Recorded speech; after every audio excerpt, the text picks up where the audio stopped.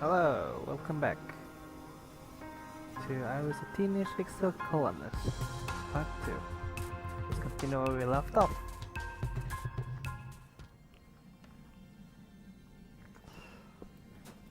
See.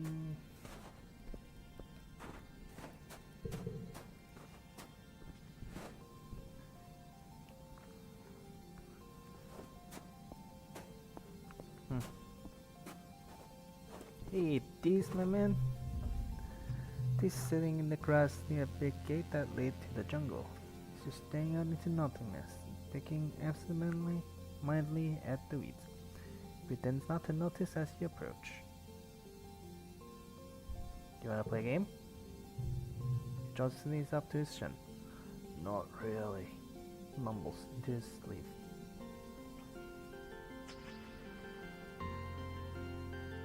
Leave him alone. Tell him maybe you could play later when he's in one of his moods. You think it's best to just leave him alone?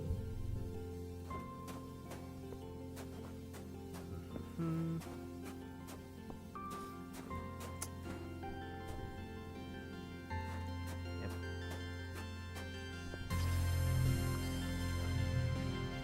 Let's do some science. Study life science. He brings supplies to Nightray when you see something unusual. Tangent curled up on a bench, her head pillowed on a rolled up lab coat. She's fast asleep. You stop and stare. You never see Tang sleeping. She's always so busy. You're surprised she even has time to nap. You tend to leave her in peace when you bump into Nem. Whoa, Nem says. She hardly ever sleeps. Like, just a couple hours tonight. Is she sick or something? You look back at Tangent, snoozing peacefully. I'm so jealous of her genetic enhancement, Nem says, rubbing at one of the scales sprouting at her jawline. She hardly needs to sleep at all. She probably stayed up all night studying for the morning history test. Shh, let her sleep. Tang hollow palm beeps a soft alarm. She sits up and stretches, looking totally refreshed and alert. She sees you watching her and looks annoyed. This is a power nap, she says. No reason to gawk. Back to work. As you get older, challenges have conditions. I see.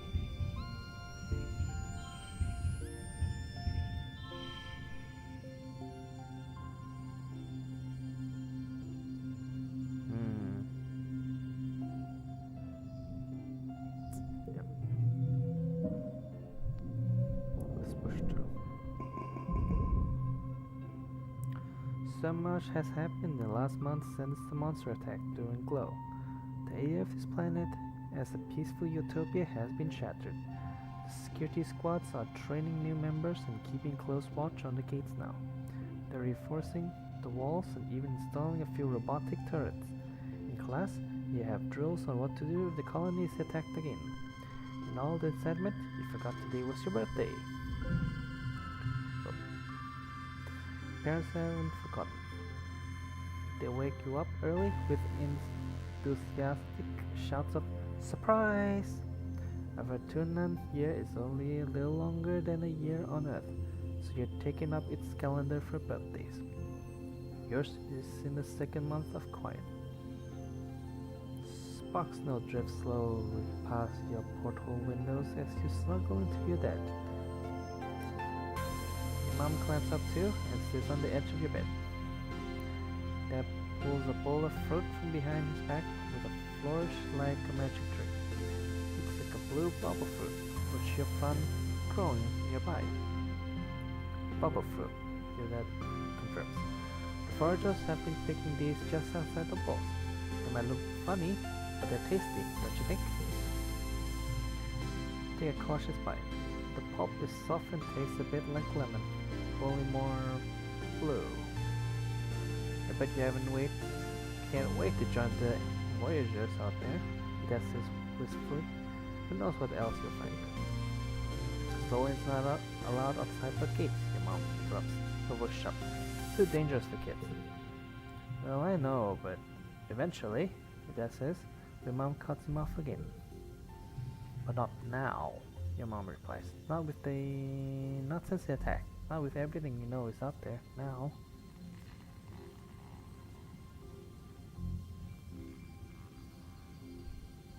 You knew about the monsters, admit it. Parents exchange a heavy look. Saviors knew there was something dangerous out there we haven't encountered yet, your mom admits after a guilty silence. But we didn't know it would attack the colony. We thought if we closed the gate and stayed inside, it wouldn't see us as a threat. Didn't want to scare everyone, yet that adds, it was just precaution. Even still, your mom says, it's clear that everyone should know how to defend themselves if that happens again. To be clear, this includes knowing when to run away, your dad adds. Security chief Red's offering self-defense lessons at the garrison, you know, even for kids. If you're interested, you should drop in sometimes. Mom gives you a stern look. And I know your friend Dees has been sneaking outside the walls, she says, grimly. If I catch you doing that, I'm gonna put a chip in your ear. You laugh. What a good joke. Your mom doesn't laugh. I'll do what I want. This argument does not win you any favor with your mother. I'm heroic.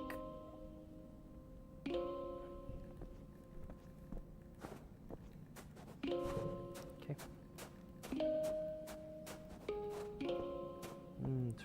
Interesting.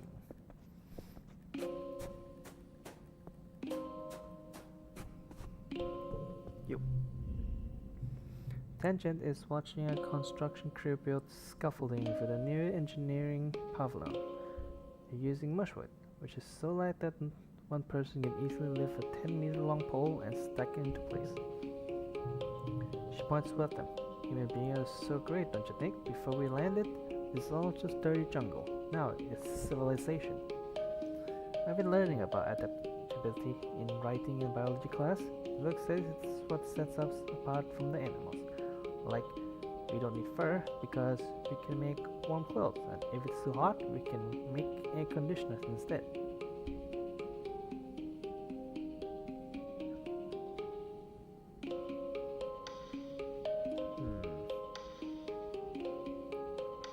Maybe the animals have need adaptation. Tangent rolls her eyes at you. Maybe, but even if they do, I haven't seen any sign of intelligent life yet. It's just those big, dumb xenophonas. Some animals here are smart and friendly. Tan looks skeptical. They're still animals, Solane. Maybe they're just pretending to be nice so you'll feed them. You're lucky it didn't eat you. She folds her arm. Dogma looks cute, but one can eat through a bag of rice in less than 30 minutes. Even a herbivore can be dangerous here. Doesn't have to want to eat you to be able to hurt you. Together, you watch as the foreman puts the blueprint for the scaffolding onto the floating screen of her holopalm and raised it to the scaffolding to check their progress. I like to see an alien do that, Tank says primly. Humans look defenseless and weak, but we're the strongest species in the galaxy. Yours can literally bend reality to their will. Not a stupid alien, that's for sure. She puts on one finger to her shin. I'm living proof that humanity is greater than our biology, she says. All of us are, really, without genetic enhancement. We're the next step in humanity's evolution from great apes to galactic superspecies. I see, you're in the Mankind Caucus. Want to them is running around spots by peers. Com says most important part of defense training is knowing when to run away. She helps as she runs past. Good thing I'm good at running. Want to train together. Whoa, telling violent tales, eh? On your way to the sports ball field pitch, Nem shares a story about the time her brother Com once spiked the ball so hard that he broke Utopia's nose back when she used to play sports ball too. She describes it in gory details. Don't go easy on me, she exclaims. That's why we have medbays, right? Plus, I might get a cool scar. She stumbles a blue scale scar on her jaw, right under her ear. Huh. You. Celine, come here. No, you know that tone of voice, those raised eyebrows, that pitched mouth. Mom's mad about something. Sling over to her and cross your arm. You haven't been going to school, she says, tiredly. She leans hard to her ray. We talk about this. You have to focus on your studies, or you'll end up shoveling dirt or delivering packages for the rest of your life. I want to see you in class, damn it, she says, pointing her fingers at you. Don't think he doesn't tell me all about you skipping out on lessons. Your job, your only job, is to train up that big brain I gave you, so you can keep this colony running when we're gone. Your eyes go wild, but she shakes her head. I know you don't want to hear it, but I won't be here forever. Your kids are tomorrow's governors, chief engineers, and chief cultivators. Will be sooner than you think.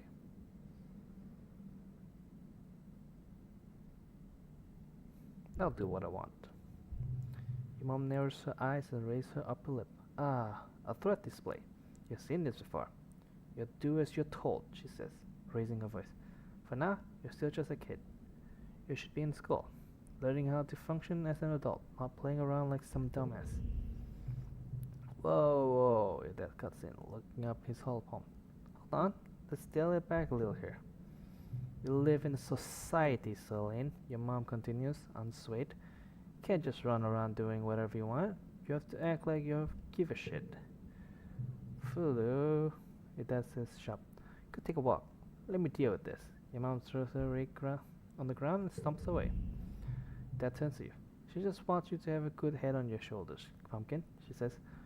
He says, growing up on the compound, we didn't have the same kind of freedom. It's hard to stand back and let you make your own mistakes. He gives you a hug. Please try to go to class more often, he says. Pick something, pick anything. It'll open a lot of doors for you as you get older. You're looking a little worn out, little Firefly. Your dad greets you, a little concerned. You know, despite what your mom says, there is things to do. There is such thing as doing too much work. Maybe some R&R in the lodge would help recharge those solar cells. What do you think? Maybe I just need a hug. Dad throws his arm wide. Again there, Tiger. I got a hug. That's nice.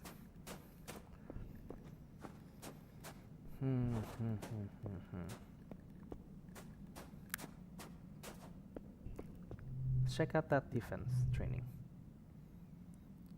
Combat animals. Yep.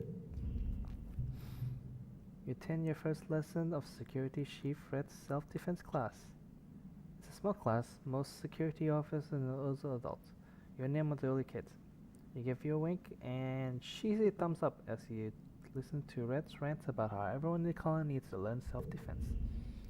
You could be walking along thinking you're safe within the walls, and a flying animal could swoop out of the sky. Then, what will you do? Rem shoves up in the eye with his hand. I'll tell you what you're going to do. You're going to shove that base right in the throat. Hiya! He points at the assembled class. But only if you learn what I'm about to teach you. And the only way to learn is by doing. Who wants to volunteer for a demonstration? I'm going to step forward.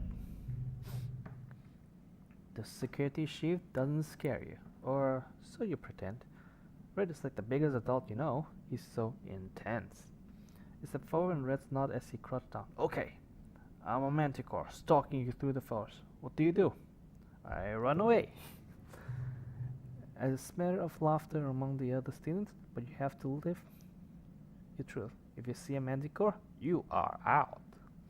Red doesn't laugh. That's correct, he says proudly. Only engage with the enemy when there's no other alternative. No one walks away from a fight without getting hurt.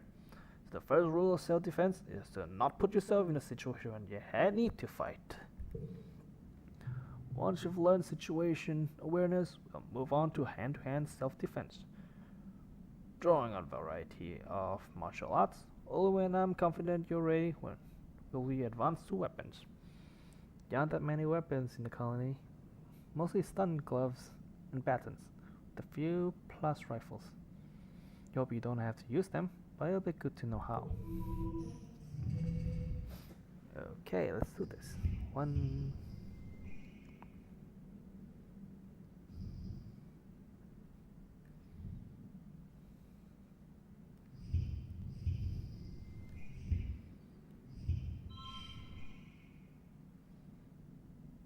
Hmm. This? Yep.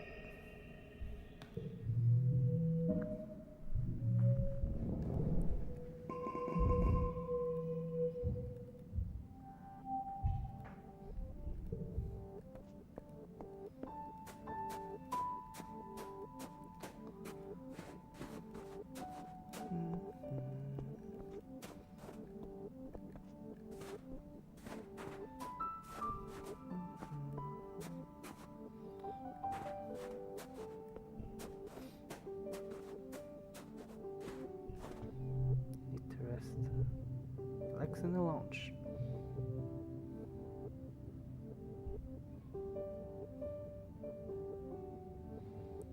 It's nice to take some time off to chill after all the stress and work.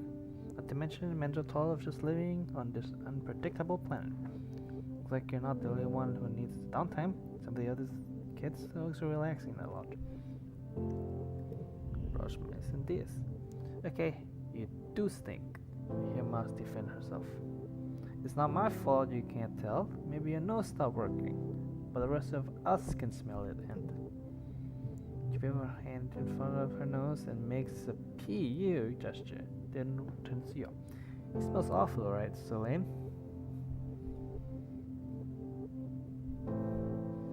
Yeah, these always need a shower. I'm sorry, these. I need that card. Mars laughs and this turned even redder and hurries out of the room with his head down. It worked. He's headed for the showers. Mars nods and both giggles even harder.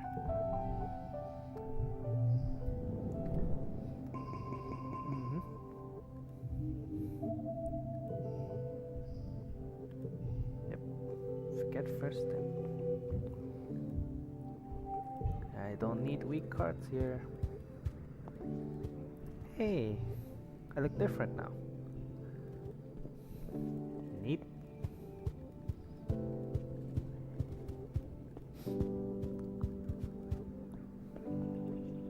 Oh, Mars. You know, Selene, you're right, Mars says as you approach.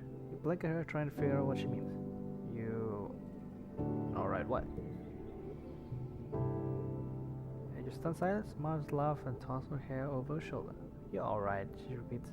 You actually have good taste. Unlike all the other nullheads, ever since we landed. It's been help with this, Mars. Don't waste resources on that, Mars. It's boring. At least you understand the importance of sophistication. Shoot the breeze with Mars a bit longer.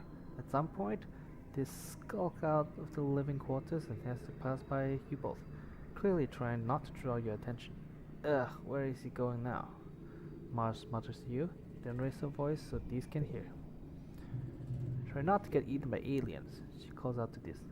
If you die out there, they can't use your body for fertilizers. Don't be a waste.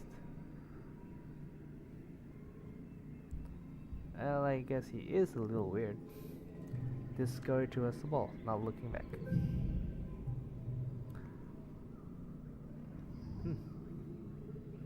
I lose kudos. It's not about being weird, it's just like he never wants to do anything with us. Doesn't he know he's making himself an outcast? We all stuck here together, so like, get it together, this, you know? Must look at her nails. He doesn't care about contributing to the colony, or being popular or earning kudos or anything important. What do you contribute, Mars? Mars laughs and puts her hands on her hips. I contribute plenty, and you know it, Selene. People need someone to tell them what to do, don't they? I see. You wanna be bossy.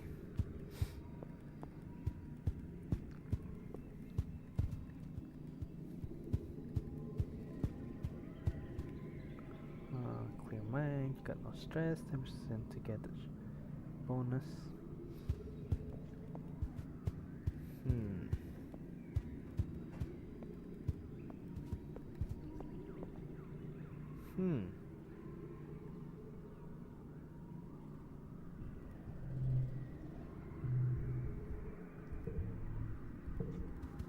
Maybe...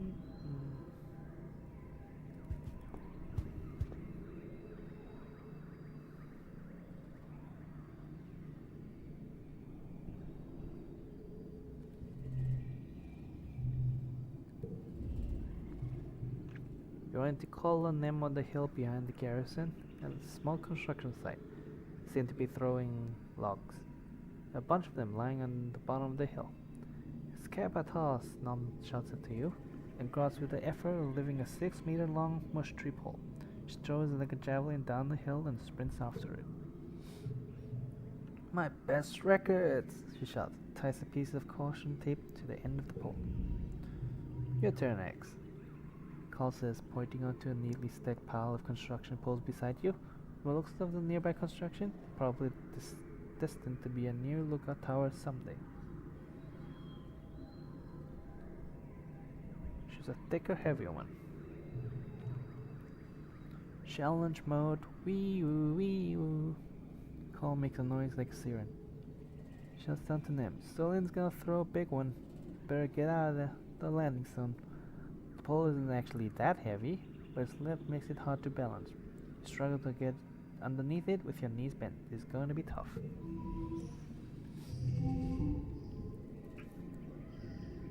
Maybe we can do this. We can do this. But I can do 5. I can do 5, right? Yeah, totally. I can do 5.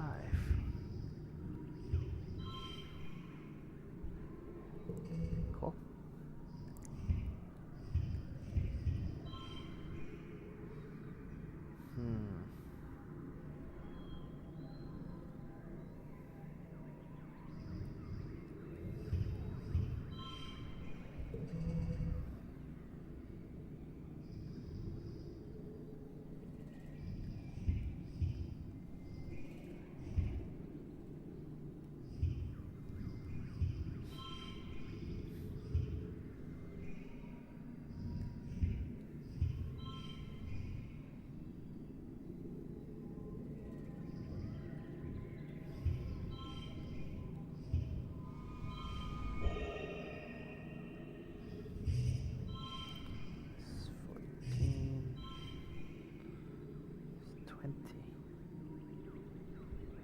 I'll take 20.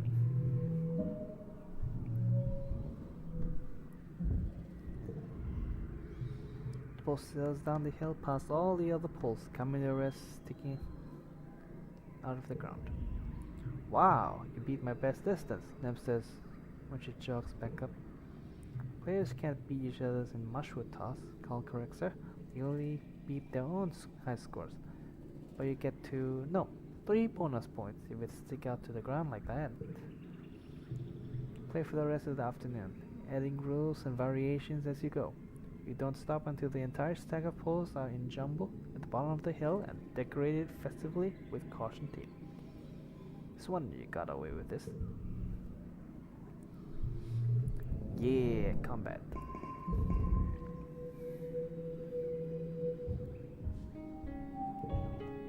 Pollen.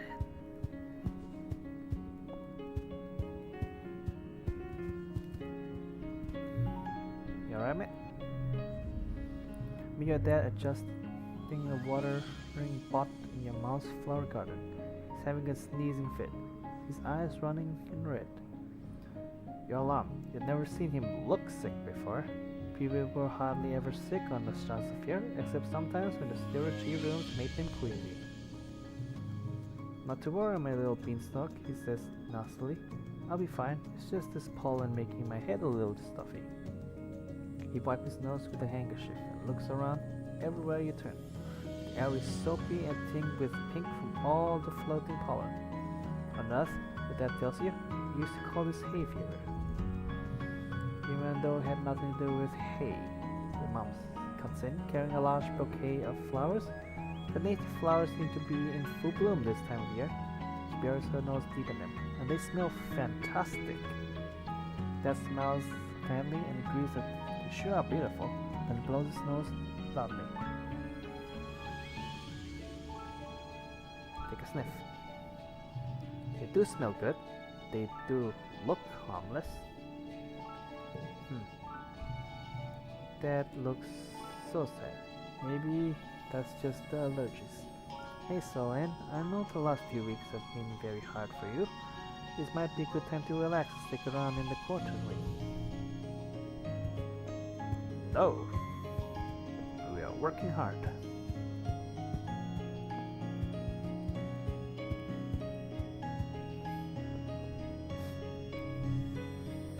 Gotta defend myself, right?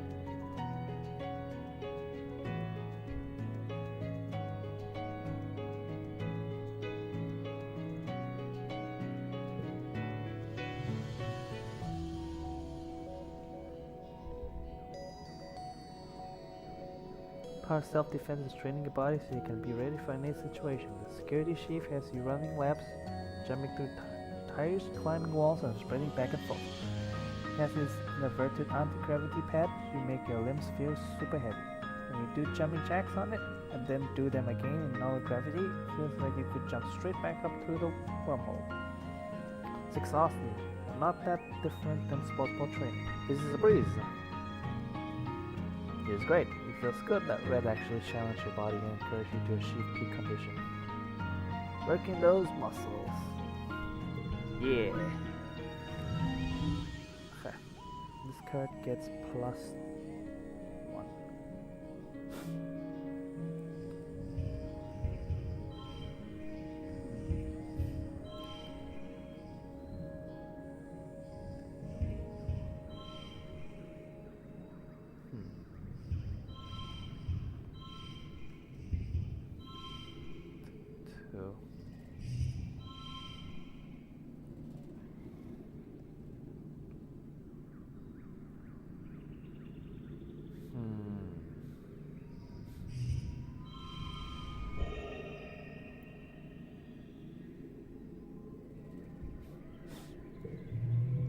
I'll take it. You're finishing breakfast in the common area when Marzipan struts in. Oh, she's Marzipan. Marzipan. Look at you eating cereal, she says, turning her nose up at you. I bet you don't even know what day today is. You're right, I don't know. Today, she announced to the room, is St. Valentine's Day. Distant call walks over to hear more. Back on Earth, Mars explains, it was a day when everyone has to give their best friend a gift, especially sweets. And then you put the sweets under your pillow and it makes you dream about who you're going to marry. And the decoration of hearts and arrows and pigs. Call off. Pigs? We don't even have pigs here. Before Mars can answer, this snort. This is dumb, Marzipan. Just made it up so you can get free candy. He rolls his eyes and walks away. As he leaves, Mars shouts at back. Well, nobody was gonna pick you anyway. You stink. I know who my best friend will be. Mars bats her eyes jokingly. Oh really? Who could it be? She asks playfully. Gonna tell you all the other kids about it, Mars says. So you go around, find your best friend, and give them a gift. She points her finger at you. Make sure you do it by the end of the day, or it doesn't count. And if too many people wants to be my friend, she says, I'll hold tryout for the position. It's only fair. She toss her hand over her shoulder and laughs. Oh. I bet she doesn't have many friends.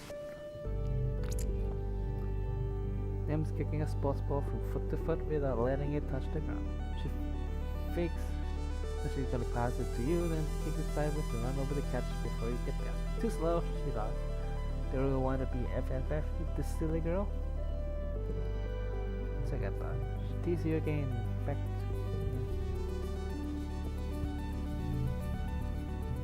these. Oh, I can pick.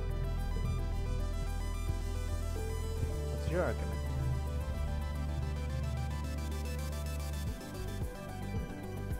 No.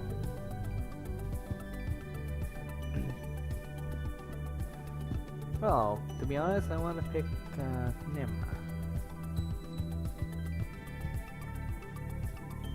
Clearly, Marzipan doesn't have any friends, does she? Mars clearly been waiting for someone to come ask her to be her BFF.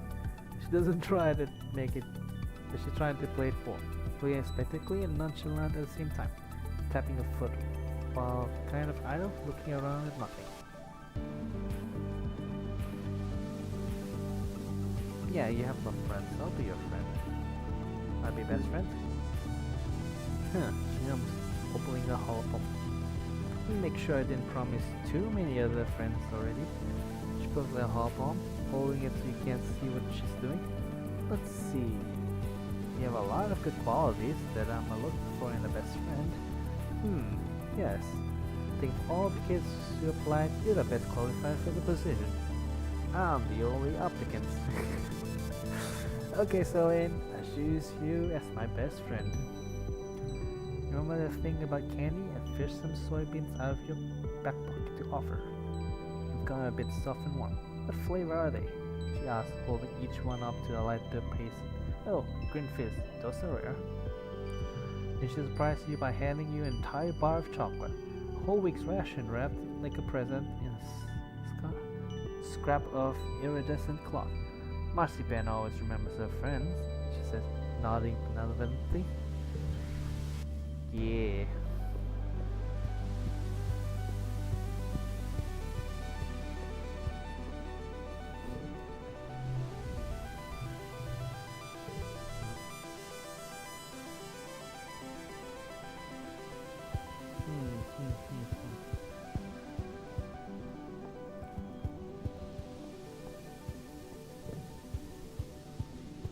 Okay.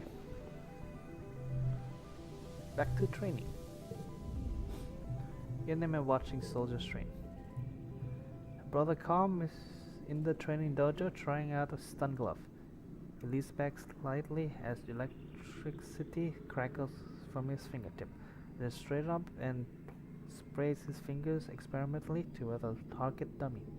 A streak of lightning arcs from his hand, charging a light bulb above the target to show a successful hit. Nim whistles. Wow, she says. That looks really dangerous. You agree, dangerous and awesome. But I think it only stuns things, she continues. Because it's called a stun glove. Otherwise, I would call it a kill glove, I guess. Want to have a stun glove too, she says, copying her brother's motion of spraying her fingers forward like she's casting a magic spell. But Mom, she doesn't like fighting. She doesn't want me to be a soldier. Who cares what moms think? Yeah, moms can be dumb sometimes, she sighed. Mom's not dumb, but she doesn't know everything. Seeing the watch Calm light up one target after another with a stun glove. His motions gaining confidence as he learns his new tool. Get to work.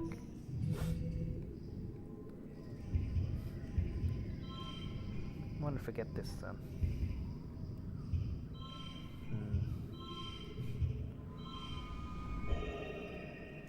16 here. 13. 15.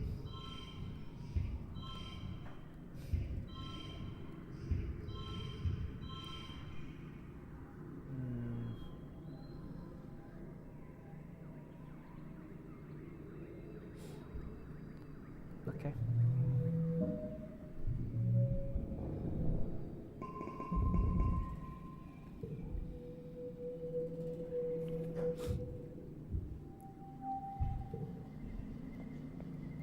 Early dust.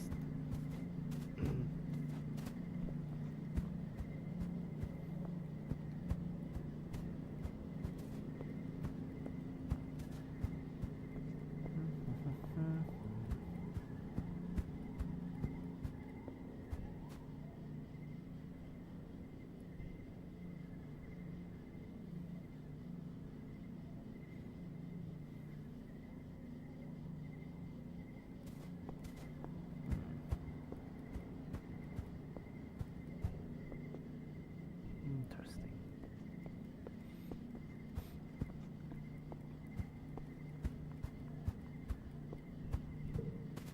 Okay, let's train more. Ned's big brother Com teaches karate techniques to the class. Kick, punch, flip, and all the cool stuff. He's much more calm than security chief Red. Takes time to connect with you instead of just relying on intimidation. Kind of wish he was the chief of security instead. Maybe one day. Red can't be the boss forever, right? Come organize your first karate tournament. Well, he doesn't call it a tournament. It's more like an expedition to show off how far everyone has come in their training. This informal sparring match that feats of strength like high kicks, challenges, and breaking boards. Despite comes with intentions, Nem is absolutely taking this like a competition.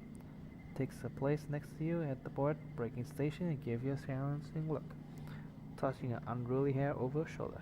Is it on? Oh, it's on. Kudos. Nem's like winning, but she loves competing even more. You both smash boards until your hands are red and sore. You have a great time egging each other on. Com eventually puts a stop to your competition, declaring you the winner. Nem cheers for you.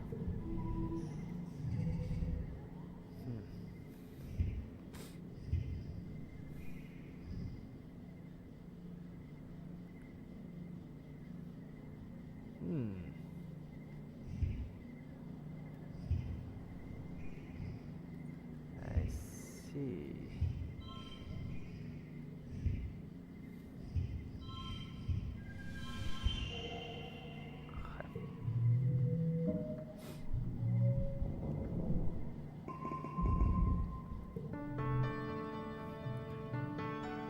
Vertumnalia.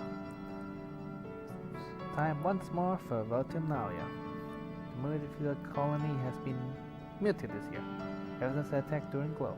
Though everything is still cheerful, decorated, and feast table is still heavy with food, mostly soy rations, this Vertumnalia just feels different in a way you can't describe. The colony gathered in the square for Governor Ellicott's speech. What a year Vertumnalia has given us, the governor begins in a weedy voice. I stand before you, so proud of everything the colony has accomplished in such a short time. I've always hoped that we would bring with us the best facet of humanity: cooperation, resilience, and creativity. The events of this year has given me no reason to doubt my convictions. These creatures were unexpected, but I urge everyone to consider what it means for life here. A Vertumna can sustain megafauna, and that means conditions are good for us as well. Our friends in geoponics are already working on the logistic of domesticating the wildlife. With that, as second cultivator, stands and gives a sheepish wave to the crowd. There is a matter of applause. Mars elbows you. Hey, she whispers. Did you hear? My dad says Ellicott's gonna announce the depot open to the public. He shoots her a questioning look, and she rolls her eyes. You know, shopping. Someone to spend all the kudos you've been saving up. It's gonna be a candy and toys and makeup and nice smelling soap. Not the boring kind of communal showers. You know the concept of shopping. They do it in the hallways from Earth, especially the ones Mars likes. We've never actually done it. The colony provides everything you need, but it would be nice to buy yourself a treat.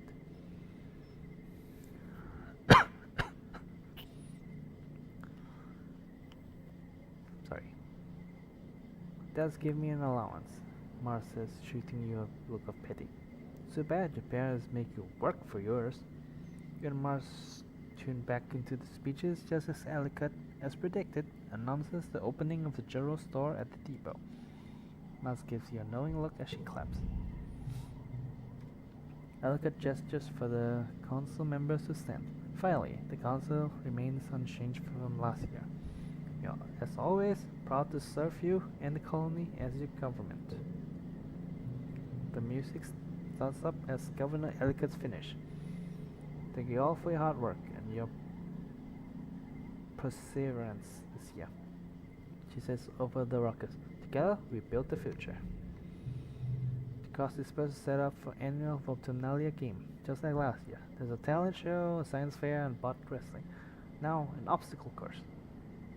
Which one do you want to participate in? Let's do science fair. Your competitor for the science fair is predictably Tangent. Her project is on the tensile strength of various building materials. Concluding that mushroot is the best choice when you consider not just strength, but also sustainability and ease of use. The judges want to know what you've been working on. Reasoning. I'm dead, aren't I?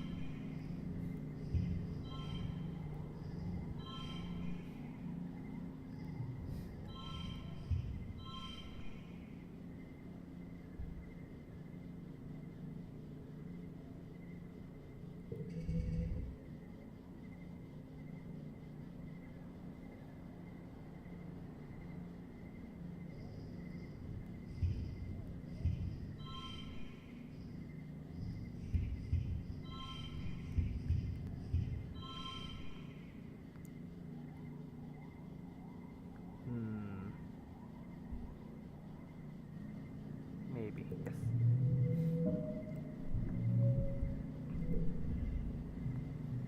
In secret, you've been working on a social experiment about delayed gratification. You've been sneakily studying the adults, taking notes on their snacking habits and their mood. You found that Zeke and Dr. Instance rarely eat sweets, but Utopia and Auntie Siddons do it all the time. You correlate this with their attention span when you see them tackling frustrating problems. You know, problems you can control and repeat, like if a child back talks to them. The judges are impressed with your methodology, Instance perhaps a little begrudgingly. They award you first place. Yeah. Yeah, I'm the winner. After the festivities are over, everyone takes time off for a much-needed break. Mars organizes a water fight that takes over the whole colony, even the adults. It brightens everyone's spirit, even in the thick heat of dust. End up on top of the western wall with these launching water-filled poof shrooms down on the unsuspecting anemone in the possible court below. The wall seems like a neat place to hang out and relax, much quieter than the lodge, if you're looking for some solidity. I can do the walls now.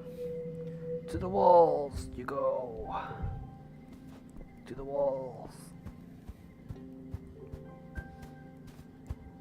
We the night watch.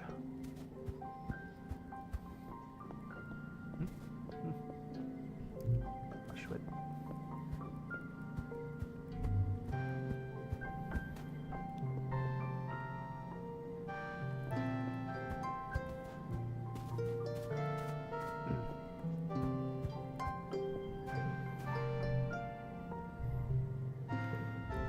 Defense. They make a competition out of everything. Fastest lap, heaviest lift, most broad broken, highest kick. Most of the time she wins too. She's a fierce competitor.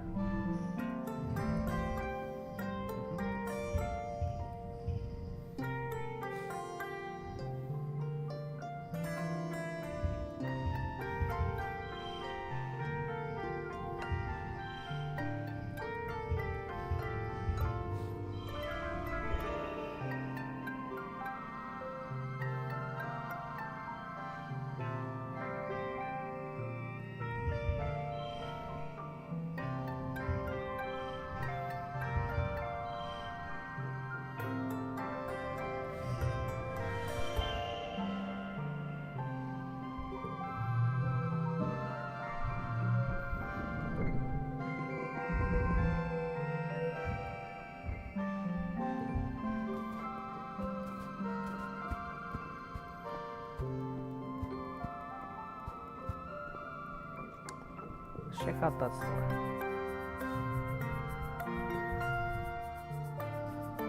Okay, animal book, illustration, biology.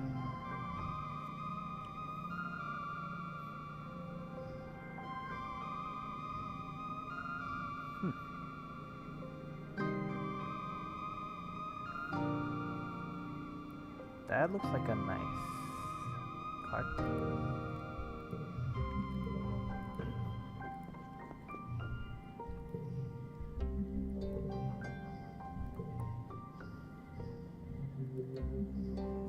Two challenges. I need a perk.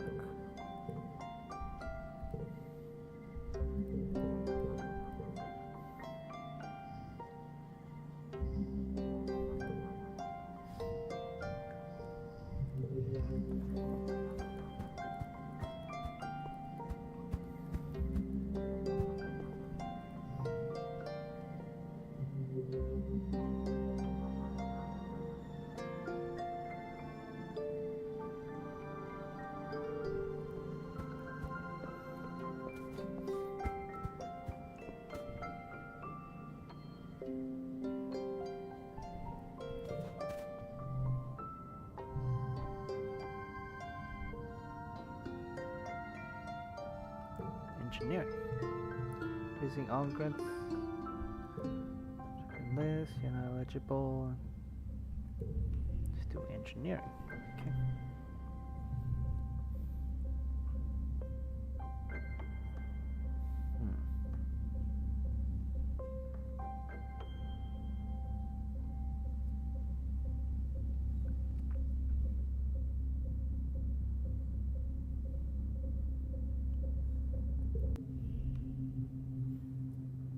This week in biology class, you're learning about predators and prey. Professor Hall brings you a picture of Hawkeye on the holoprojector and asks, "Could tell me the special thing about Hawkeye when they see predators?" Then hands shoot up. They hop away very quickly. That's why they call it Hawkeye. How nuts. That's true, but not what I was getting at. Tank stampers and look upset, like she can't believe she got something wrong. How scans classic and anyone else, Selene? Ooh, that could be good. They thump on the ground to warn others. You've seen Hawkeye on the wild and you know they're very communal animals. One will run away without warning the others first. Then, they all hop away very quickly. Ooh, that's right. Hall smiled. Selene sounds like he might have met one before. Tank give you an appeasing look. Maybe she didn't expect this from you.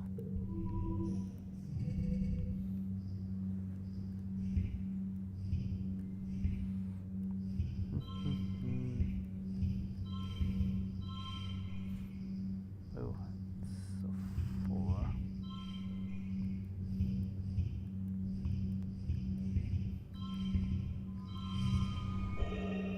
No.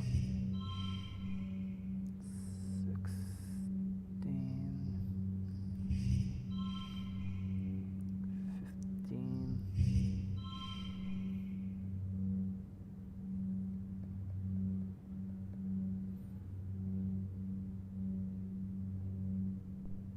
Yep, I'll take it.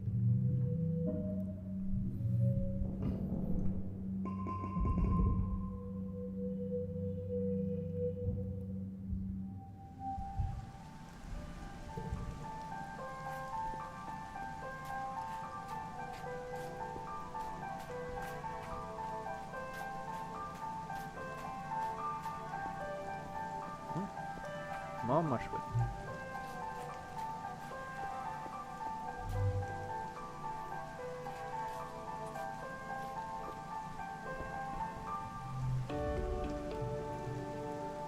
Who are you? Nougat. Nem and Nougats are stomping a big mud puddle in the soft ground outside the garrison, passing a sports ball back and forth and chasing each other around. Nem looks up as you approach, and decidedly flails mud at you. "Selene, hey," she says, jumping up and down. "Look it, look, look." She bounces the sports ball on her knees. "Look at what Nougat and me are practicing." Nim bounces the sports ball from one knee to the other a few times before launching it up into the air. She crouches, leaps up after it, and spikes it with a hit to where Nugget's with a yell. Sports ball thuds into Nugget's chest, sending her sprawling to the dirt.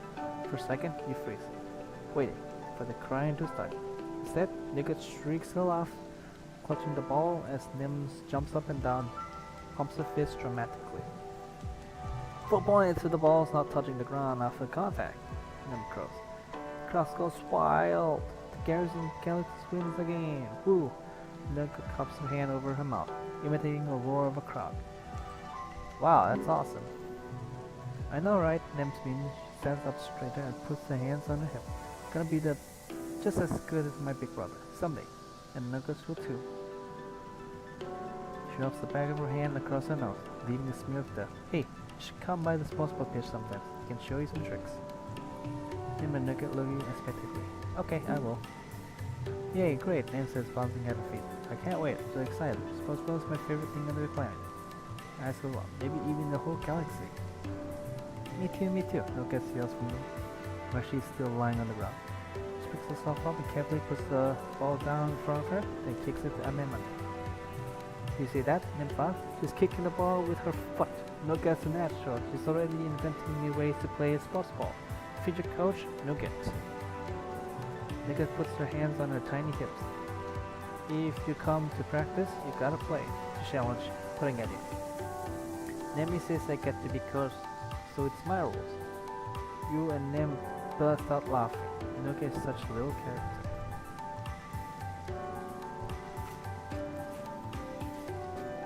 Okay, I think we're just gonna do one more day and then gotta call it here. My throat's killing me. I have a breathing problem.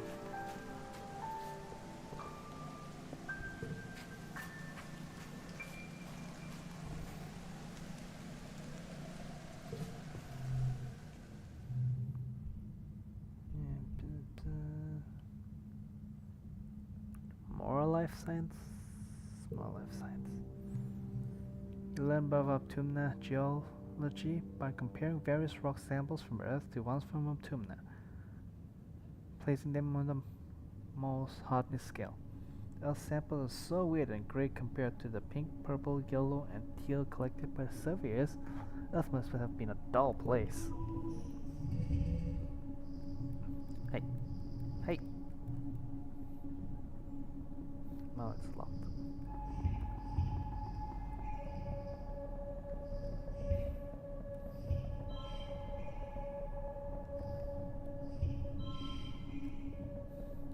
Oh wait.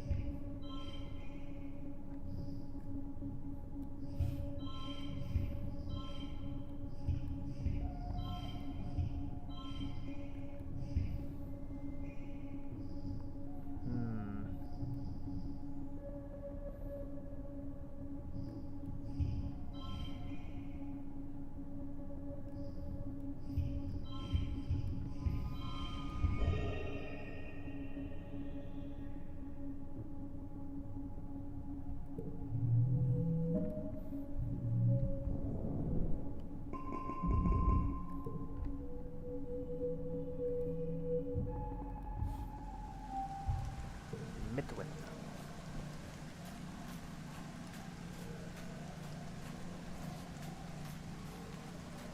Okay, let's call it a day here. Thanks for coming. See you next time.